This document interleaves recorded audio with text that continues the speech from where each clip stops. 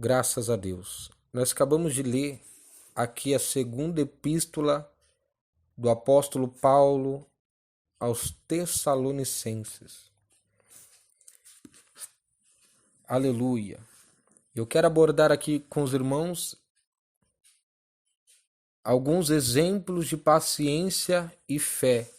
Porém, o tema é perseverança na fé e na verdade.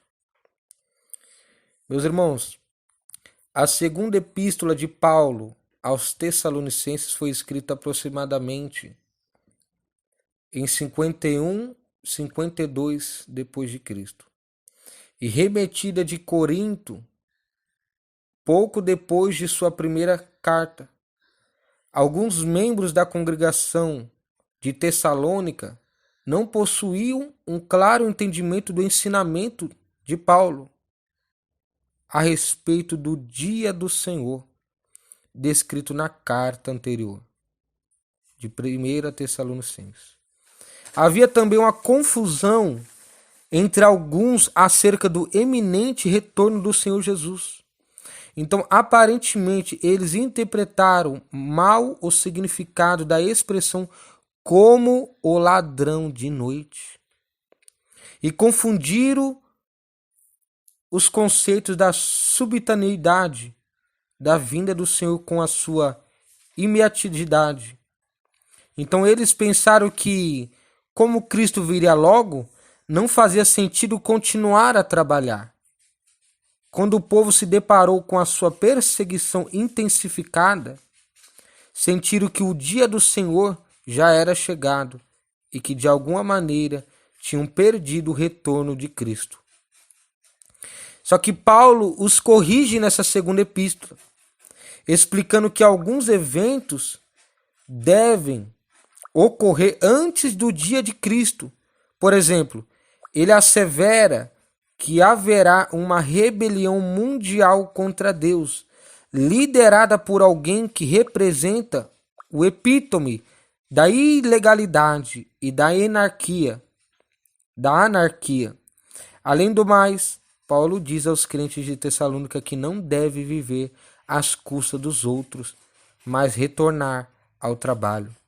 Em resumo, os tessalonicenses estavam apreensivos com respeito à persistente perseguição que enfrentavam.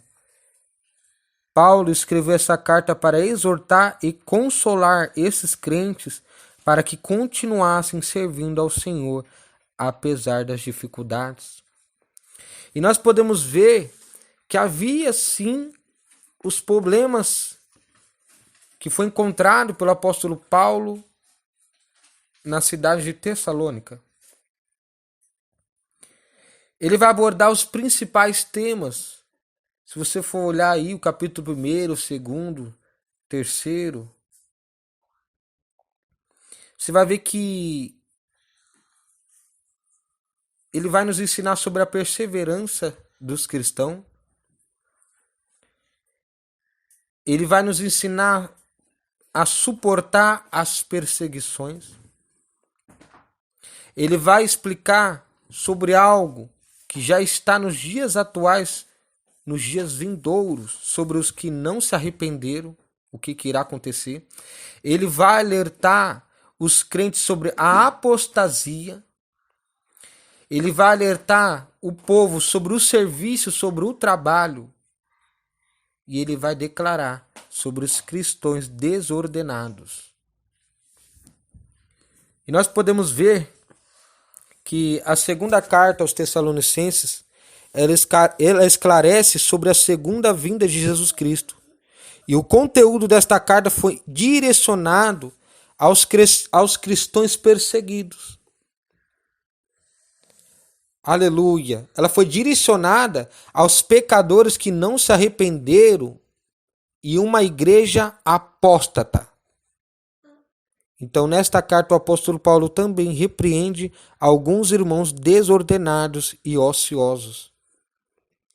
Nós podemos ver vários exemplos de paciência e fé do apóstolo Paulo aos Tessalonicenses.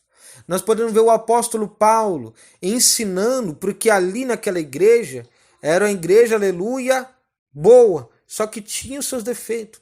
E elas estavam preocupadas sobre a segunda volta de Jesus Cristo. Alguns ali, meus irmãos, estavam preocupados, estava despreocupado, na verdade, achando que por Cristo estar perto, como o apóstolo Paulo vinha pregando, eles não deveriam mais trabalhar na obra. Porque se Jesus já está perto, então vamos se acomodar, vamos ficar tranquilo, vamos ficar do jeito que nós achamos que devemos ficar, porque Cristo está perto e nós vamos subir. Só que logo após, eles vão se preocupar achando que, nossa, aí eles caíram na real. Só que aí os Tessalonicenses caíram na real e viram, nossa, nós deixamos de trabalhar e tal, mas agora nós estamos vendo que Cristo está perto, então... E eles ficaram com medo de perder a segunda volta de Jesus Cristo.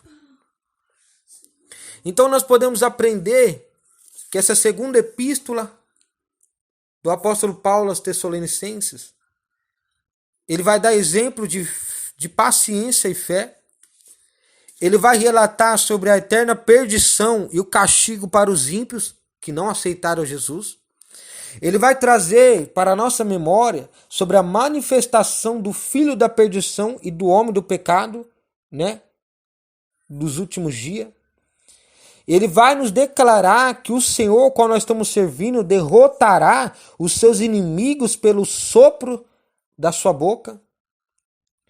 Então ele vai dizer também sobre aqueles que não creram na verdade e tiveram prazer no pecado.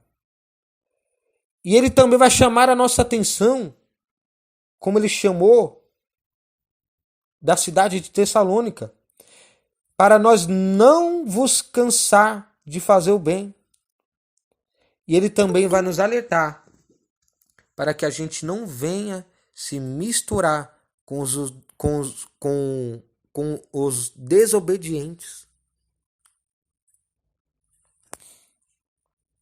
E qual que era... Aleluia. Os problemas encontrados na carta de Tessalônica. Glória a Deus. Nós podemos ver que as maiores dificuldades encontradas na igreja de Tessalônica estão relacionadas às interpretações errôneas a respeito da segunda vinda de Jesus e a perseguição aos cristãos. Nós podemos ver, aleluia, que os tessalonicenses estavam mais preocupados sobre a segunda volta de Jesus Cristo. Só que há um porém. Nós podemos ver que todo aquele que prega a palavra, se ele não tiver um conhecimento sobre o assunto complexo que causa polêmica entre os irmãos, que geralmente, por não serem totalmente explicados em sua essência, isso faz com que os irmãos tenham muitas dúvidas a respeito de alguns assuntos bíblicos. E este era um dos problemas encontrados para com os tessalonicenses.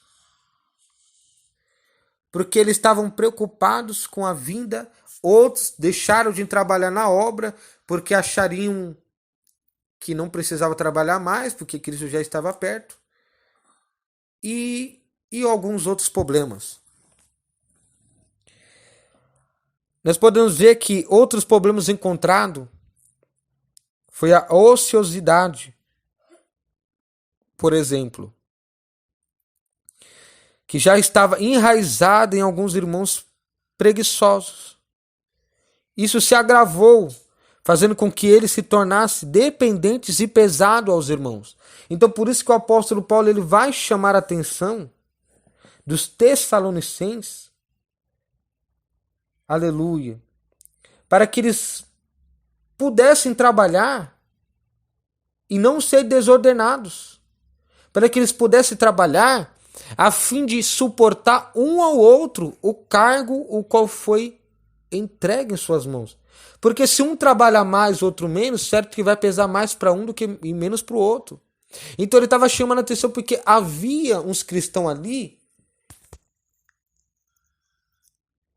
que fazia quando queria, como queria, quando queria.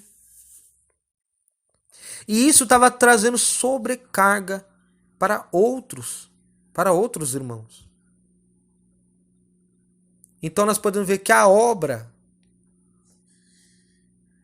ela não é movida só pelo irmão Vinícius. A obra ela não é só movida por Jesus Cristo. Por quê? Você prova? Provo. Cristo é o cabeça da igreja. E nós somos todos membros desse corpo. Nós somos membros deste mesmo corpo, que é um corpo místico, o qual eu preciso de você, você precisa de mim, nós precisamos de Jesus Cristo opera através de nós, e nós podemos ver que a mão precisa dos dedos, a mão precisa dos braços, o braço precisa do corpo, a perna precisa do corpo, o pé precisa da perna, a cabeça precisa do corpo, o corpo precisa da cabeça. Então é um conjunto. Era isso que o apóstolo Paulo estava ensinando para os Tessalonicenses. E ele vai mais, ó. Ele vai mais. Glória a Deus. O apóstolo Paulo, nessa segunda carta, ele esclarece que esse argumento errôneo interpretado pelos Tessalonicenses, Paulo pode muito bem ter dito que a segunda vinda de Jesus seria iminente, mas nós entendamos que alguns sinais teriam que acontecer primeiro. E quais são esses sinais, irmão Vinícius? Nos últimos dias surgiriam muitos falsos profetas. Nos últimos dias, apareciam homens avarentos, presunçosos, soberbos, blasfemos, desobedientes a pais e mães, ingratos, profanos, irreconciliáveis, caluniadores, que mais? Mais amante dos teus eleitos do que amigo de Deus, sem afeto natural, irreconciliáveis, e assim vai, porque a lista é grande, está em Romanos, eu não lembro aonde. E muitos outros sinais: fome, peste, guerra, rumores de guerra, nação contra nação. Então nós podemos ver que o apóstolo Paulo ele poderia muito bem ter dito que a segunda vinda de Jesus seria iminente. Mas nós entendemos que alguns sinais elas teriam que acontecer primeiro, são profecias. E ele vai dar orientações e conselhos para os Tessalonicenses. O apóstolo Paulo ele escreveu nessa segunda carta aos Tessalonicenses, no capítulo 1, a partir do versículo 8 e 9, que Deus, através do fogo, trará o juízo aos que não obedecerem ao evangelho de nosso Senhor Jesus Cristo. Esses sofrerão o castigo da eterna perdição. Então, nesta carta, glória a Deus, Paulo rogou a favor dos Tessalonicenses para que Deus os fizesse dignos da vocação, cumprisse toda a sua vontade, a obra da fé com poder, para que o nome de Jesus Cristo fosse glorificado neles. Paulo também os advertiu para que não fossem fracos no entendimento ou se perturbassem com qualquer coisa, mas que se fortalecessem em Cristo Jesus. Paulo ele aconselhou os irmãos a permanecerem firmes, retendo as boas tradições que lhes foram ensinadas, e também lhes solicitou que voltassem os corações ao amor de Deus e à paciência de Jesus Cristo. O apóstolo Paulo ele vai dar exemplo de paciência e fé. Ele vai declarar sobre a eterna perdição, o castigo para os ímpios. E isso ele já está trazendo exortação para a igreja, ele está chamando a atenção do povo. Ele vai falar sobre a manifestação do filho da perdição, o homem do pecado. Glória a Jesus. que a vinda de Cristo será precedida de manifestações do anticristo. Daquele que irá estar se manifestando com poder, querendo ser Cristo. Pregando, cantando, profetizando, abrindo igrejas, os templos crescendo. Tá cheio de falsos profetas, meus irmãos. Benihim, Kennedy Reagan, tudo falso profeta. A universal dos falsos profetas. Sabe por quê? Porque lá eles pregam sobre a teologia da prosperidade. Prosperar é pecado? Não. Só que ele diz em um dos seus livros que o crente, para ser crente, ele não pode ter enfermidade, ele não pode ser pobre, ele não pode esperar em Deus, porque ele tem que declarar confissão. Me deu um branco aqui. Eles trabalham com a confissão. Ô Jesus. Eles dizem que nós temos que declarar, nós temos que tomar posse. E um dos ensinamentos desses mesmos falsos profetas que eu falei, que tem muitos outros, que eu estou estudando há um bom tempo, sobre os livros deles, que é heresia, sobre as coisas que eles pregam, é mentira. E um dos livros destes, ele ensina que nós devemos abrir a nossa boca e nossa vida deve mudar. Abra a tua boca e mude a tua vida. E um dos outros ensinamentos deles, eles querem dizer que você tem que, glória a Deus, você tem que exigir de Deus. E em outros ensinamentos deles, eles ensinam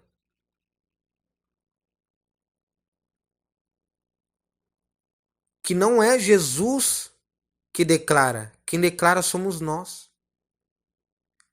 Agora eu vou te falar uma coisa.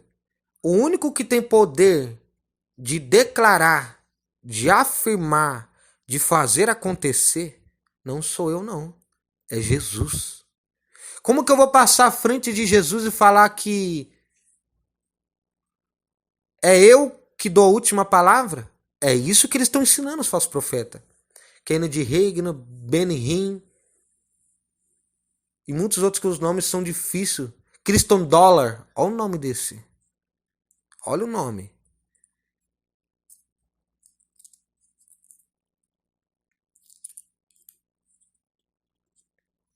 Eles pregam totalmente a contramão do padrão de Deus. É crente, não pode ser enfermo. É crente, tem que ser próspero. É crente, tem que exigir. É crente, é você que declara. É crente, é você que manda. É crente, a última palavra é a tua. É crente. Não, tudo isso é falso, profeta. Tudo isso é contra o padrão bíblico. E tá cheio deles aí nas internet. Tome cuidado. Tome muito cuidado, todos vocês. Que eu já percebi que tem pessoas que ao mesmo tempo que está aqui na live, está ouvindo outras pessoas, tudo bem. Isso é uma escolha sua. Mas tome cuidado. Tá cheio de lobos devoradores disfarçados de ovelhas.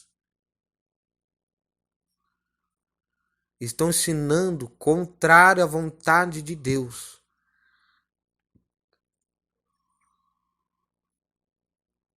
Declare e a sua vida não será a mesma. Já viu isso? Quem declara é Jesus. Quem faz é Jesus. E eu estou estudando bastante sobre esses mesmos.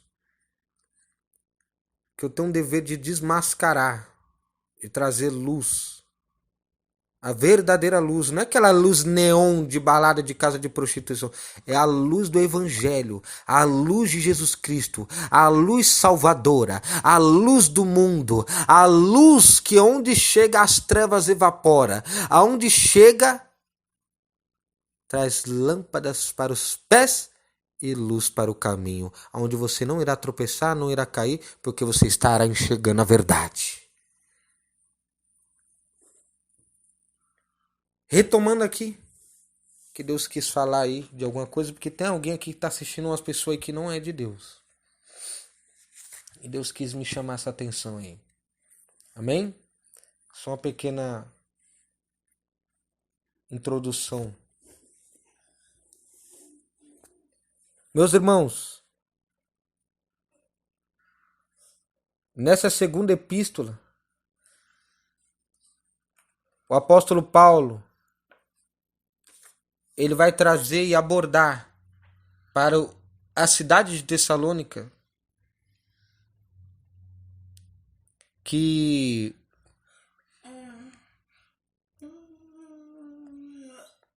os irmãos, o apóstolo Paulo, ele aconselha os irmãos a permanecerem firmes, retendo as obras, retendo as boas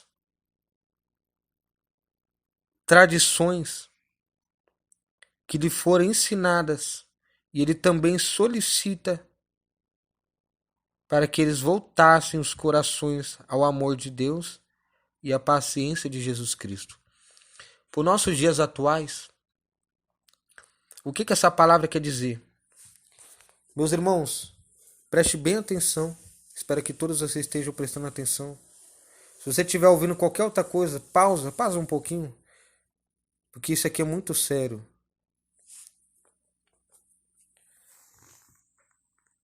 O que nós podemos aprender nos dias atuais, baseado no que está aqui, nessa segunda epístola aos Tessalonicenses? Nós podemos ver, meus irmãos, que na atualidade,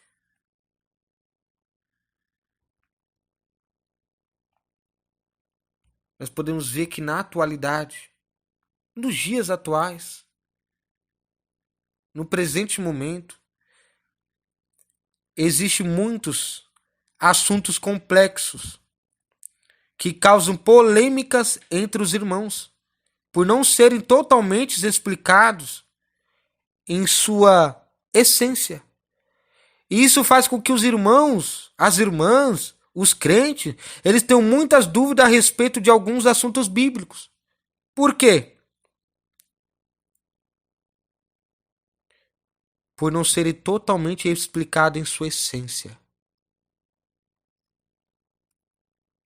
Pega um versículo só, isola e prega. Mas e o texto?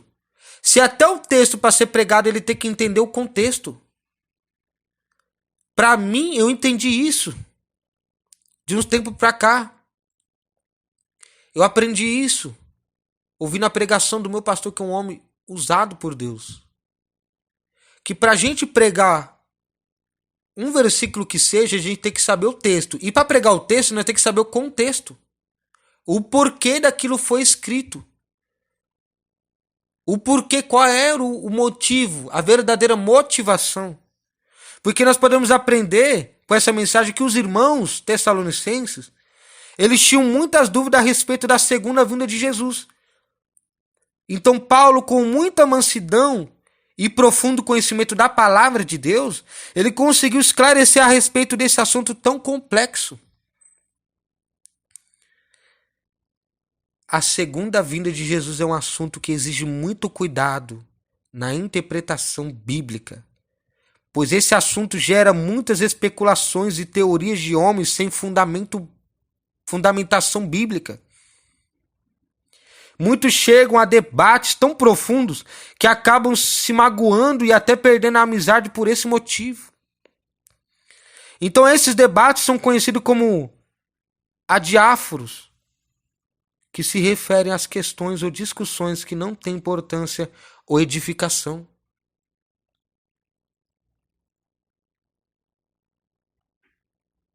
Vamos prestar atenção na palavra mesmo, meus irmãos? Para que a gente venha absorver, entender, compreender o que Deus quer falar. O ser humano hoje em dia ele está tão desligado do trono de Deus.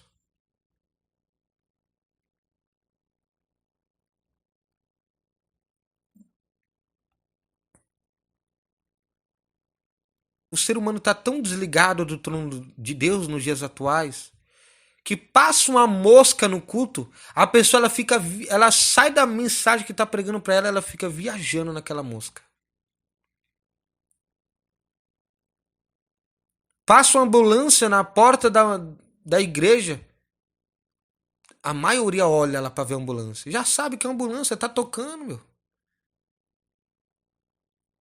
Sabe o que é isso?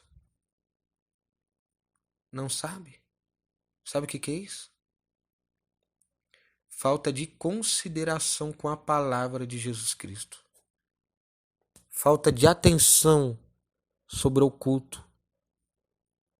Pessoas insatisfeitas. Pessoas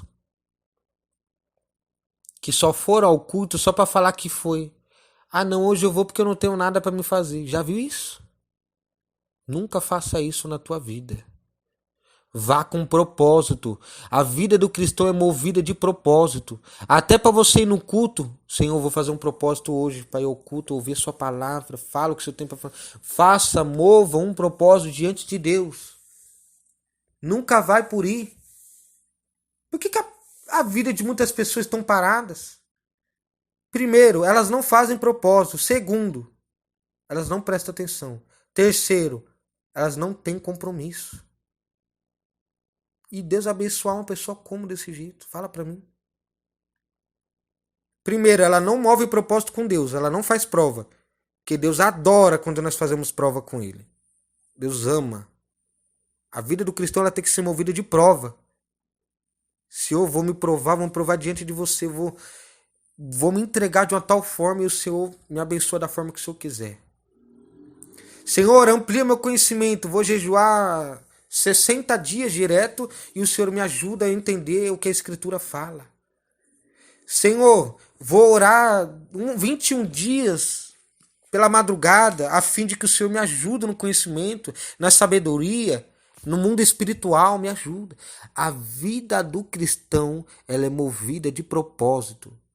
A vida do cristão ela tem que ter propósito. Se não tiver propósito, que vida que é essa?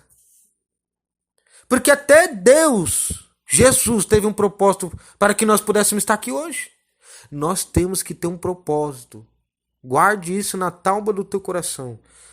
Todo santo dia você tem que ter um propósito diante de Deus. Acordou? É um propósito de Deus para a sua vida. Chegou na parte da tarde? É um propósito de Deus para a sua vida. Dormiu, acordou, levantou, foi a graça de Deus. É um propósito sobre a tua vida. Então que nós venhamos entender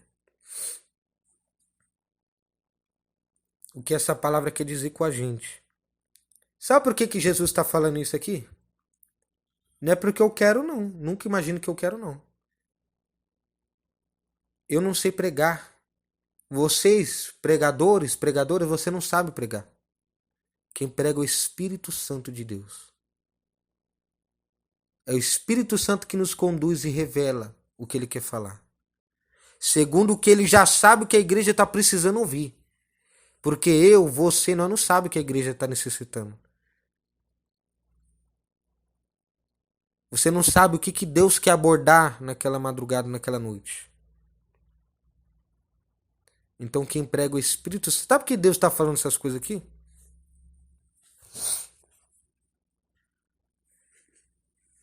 Porque tem pessoa há tanto tempo e ela não entendeu o verdadeiro significado do Evangelho. Eu costumo pregar e dizer como eu preguei hoje no São Francisco.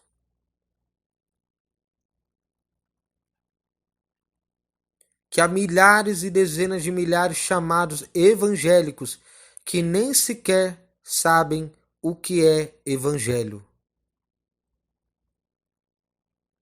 Ah, mas é pastor, é pastora, tá sendo... Não sabe, não aprenderam. Não tô generalizando, falando que todos, que eu sou sábio, não. Tá cheio de gente, meus irmãos, que tá fazendo coisa contrária ao padrão. Eles não estão dando atenção ao verdadeiro motivo de estarem na presença. E Paulo vai chamar a atenção dos Tessalonicenses sobre isso também. Sobre aqueles que estavam preocupados se Cristo vem mais tarde, se vem mais cedo. Sobre aqueles que estavam preocupados se... Ah, mas e os que morreram sem Cristo? Eles perderam a salvação, porque Cristo vai vir ainda, então eles morreram antes, eles não vão subir. Então e aqueles que ficar, meu Deus, o que vai acontecer? Não.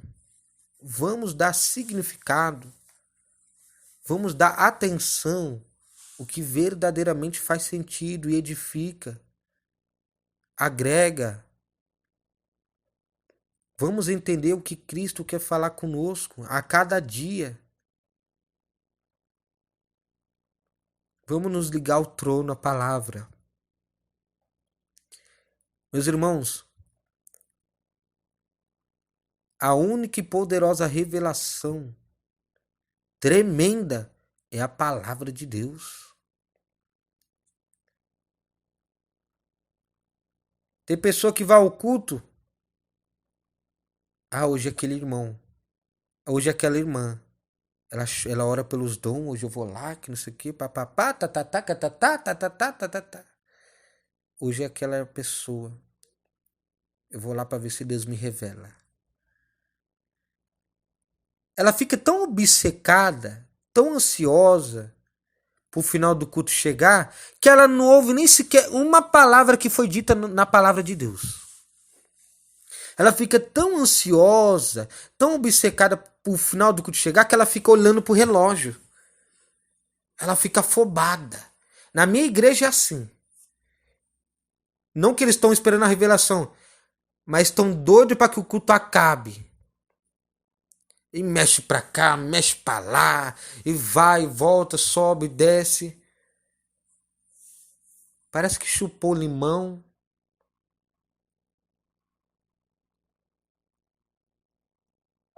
Pra que foi no culto, meus irmãos? Vamos fazer uma meditação breve. Qual foi o verdadeiro sentido de ir ao culto? Para você entrar, sentar, esquentar o banco e já querer que acabe logo? E Deus está lá falando poderosamente. E sabe o que acontece? Sabe o que acontece? Como eu falei para vocês. A pessoa ela fica tão obcecada em ser revelada no final do culto que Deus está revelando ela na palavra e ela não está percebendo. Aí chega no final, aí eu vou lá que Deus vai me falar, Deus fala, te arrependa-te, lembra-te onde tem pecado, onde tem caído, te arrependa e volta ao primeiro amor. Aí Deus revela isso aí para ela, tá vendo?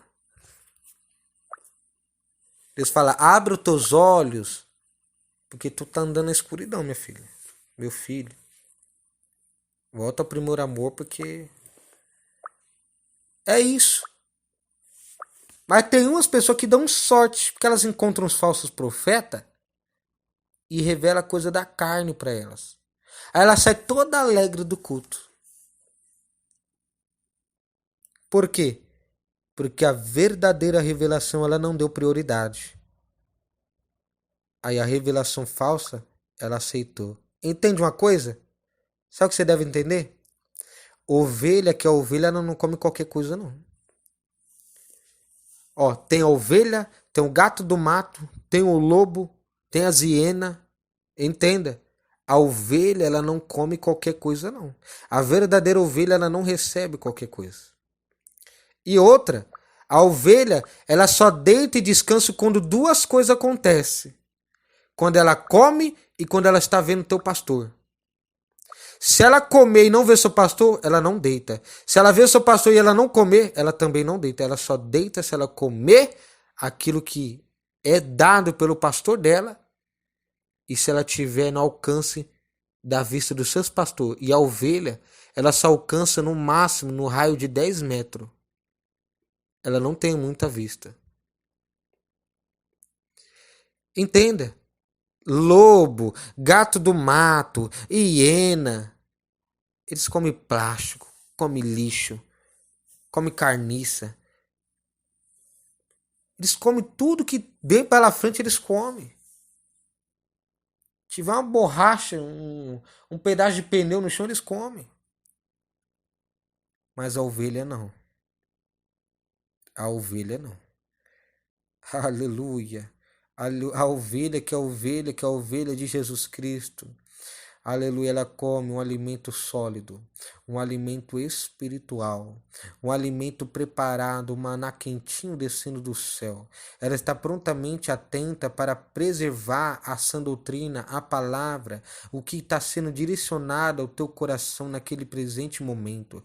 A verdadeira ovelha, ela está atenta aos sinais, a cada palavra, a cada vírgula, a cada tio, a cada ponto de interrogação. Ela está atenta para poder se alimentar do melhor e perfeito maná que foi entregue, foi direcionado, foi descido, aleluia, de Deus para a vida dela. Ela está prontamente a se saciar, não somente daquilo que é físico, daquilo que é social, mas ela está prontamente a se saciar do pão vivo que desceu do céu. Ela está prontamente, aleluia, a se saciar daquela palavra, daquela água. Ela está prontamente a se hidratar daquela água, que é a água que é aquele que toma, não torna mais ter sede, e outra hora é uma fonte que jorra para a vida eterna na vida dela. Ela está prontamente a dar sentido, entender os verdadeiros preceitos, entender o preceito, o mandamento que Deus está trazendo para ela. Então ela não vai perder tempo com coisa que não agrega, com coisa que não traz, aleluia,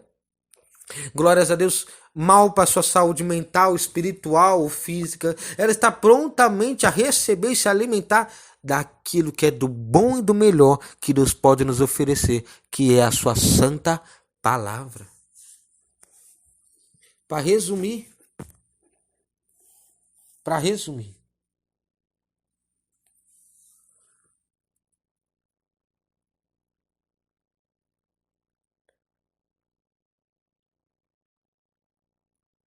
passados mais de 2000 anos, estamos mais próximos do tempo da segunda vinda de Cristo. Estaríamos errados em esperá-lo ociosamente. Na realidade, a eminente volta de Cristo nos encoraja a trabalhar cada dia mais, principalmente na propagação do seu evangelho. Eu conheço pessoas assim, como aconteceu na cidade de Tessalônica.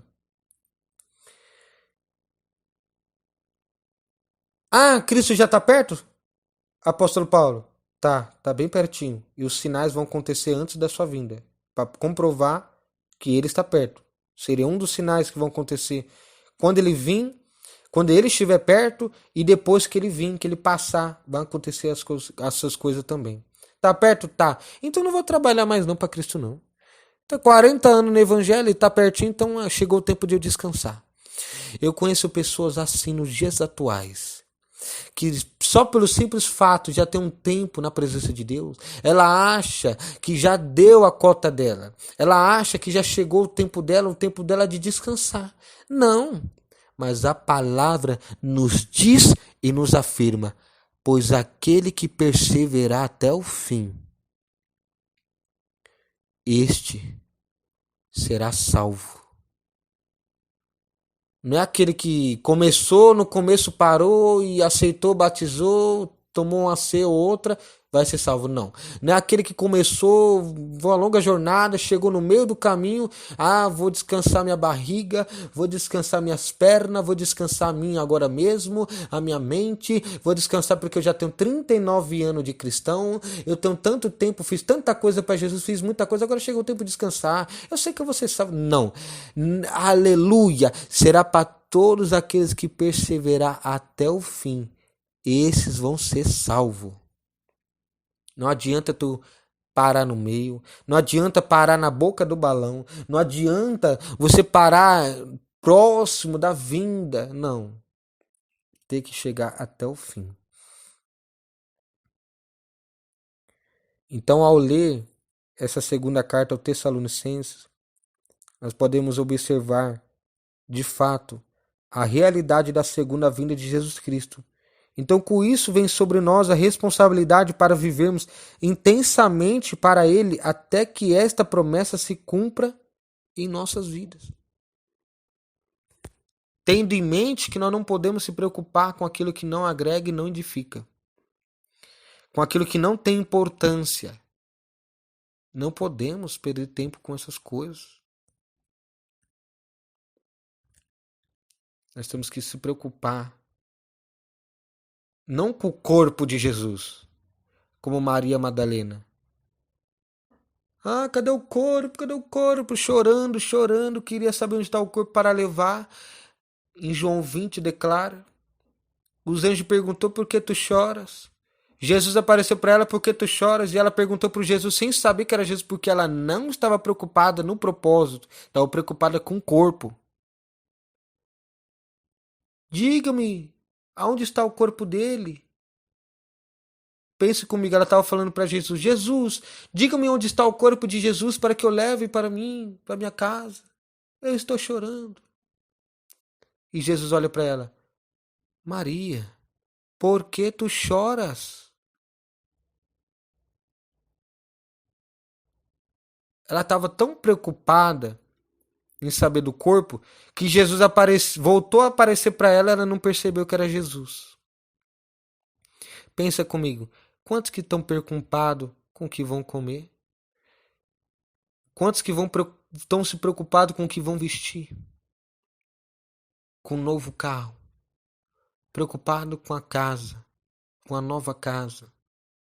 Preocupado com tanta coisa, mas não tão preocupado com um propósito que não falha, que não erra, que não se engana, que foi feito do Pai para com o Filho, para a nossa vida. Estão preocupados com tanta coisa, mas não estão preocupados em guardar a verdadeira palavra que salva, edifica, purifica, liberta. Estão tão preocupados com tudo, menos com a volta de Jesus Cristo. Menos com que a tua alma. Porque, se não me engano, em Lucas vai dizer: louco. Isso mesmo, é a Bíblia que está afirmando. Louco, esta noite pedirão a tua alma. E aí? O que tu tens preparado? E para quem será essa alma aí? O que você preparou? Nesta madrugada pedirão a tua alma. O que você preparou? Para quem será? É fácil eu falar que é para Jesus. Mas e aí? As minhas obras estão afirmando isso? Porque os pecadores lá fora no mundo, ah, eu tenho Jesus no coração, Jesus me ama. Ah, não é por causa de uma roupa, de uma maquiagem, não é por causa de uma unha pintada do adultério, da fornicação, não é por causa que eu não casei, e não é por causa disso não que eu vou pro inferno, não, irmão Vinícius. Para de ideia louca que você tá chapando, esses crentes fanáticos. É? Vocês vão ver o que é verdade e o que é mentira. Quem tá dentro e quem está fora. Muitos baterão na porta e já era. A porta está aberta até o presente momento. E quem é a porta? Jesus. Aquele que entrar por ela será salvo. Passará e achará passagem e achará saída para o novo lar, para a nova vida.